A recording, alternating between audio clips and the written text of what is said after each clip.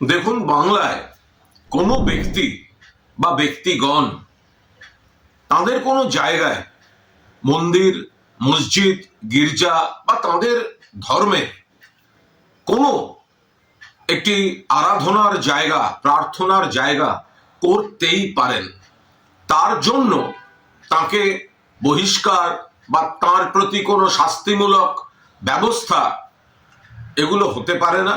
এগুলো কখনো তৃণমূল কংগ্রেস করেনি, ভবিষ্যতেও করবে না। কিন্তু যদি কোনো ব্যক্তি অন্য রাজনৈতিক দলের চক্রান্তের ফাঁদে পড়ে প্ররোচিত হয়ে ধর্মের মোড়কে রাজনৈতিক অঙ্কে সেই ধর্মকেন্দ্রিক কোনো ইভেন্টকে দিয়ে ভোটের রাজনীতির বিষাক্ত মেরুকরণের মায়াজাল তৈরি করতে চান এবং বিশৃঙ্খল পরিস্থিতি তৈরি করেন, দল বিরোধী কাজ করেন, সাংগঠনিকভাবে দলকে পর্যুদস্ত বা বিড়ম্বনায় ফেলার চেষ্টা করেন, সেক্ষেত্রে বিষয়টা আর ধর্মের বলে থাকে না।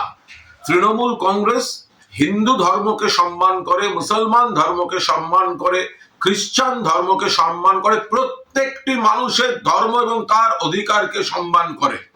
কিন্তু কিছু লোক যেমন তার ওই অমুক কণ্ঠে গীতা পাঠ, আরে গীতা তো আমাদের হৃদয়ে, কিন্তু গীতাকে যখন পলিটিক্যাল মার্কেটিং এ আনা হয় তখন আমরা গীতার বিরোধিতা করি না।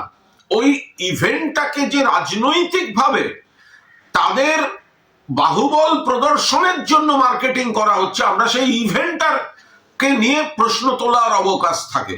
একইভাবে মুসলমান ধর্মেও কেউ মসজিদ তৈরি করছেন, করতেই পারেন, কিন্তু সেটা যদি অন্য রাজনৈতিক দলের চক্রান্ত বা প্ররোচনার ফাঁদে পড়ে একটা পলিটিক্যাল ইভেন্টে পরিণত হয় এবং সেটার উদ্দেশ্য অন্য কিছু থাকে, সেক্ষেত্রে সেটা সাংগঠনিক শৃঙ্খলা বিশৃঙ্খলা তাদের পর্যবেক্ষণের আওতায় পড়ে যায়।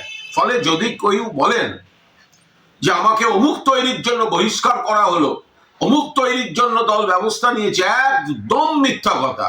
মন্দির, মসজিদ, গির্জা বা যেগুলি আরাধ্য স্থান বা যেগুলি পবিত্র স্থান, সেগুলির জন্য তৃণমূল কংগ্রেস ব্যবস্থা নেয়নি, ব্যবস্থা নেবে না।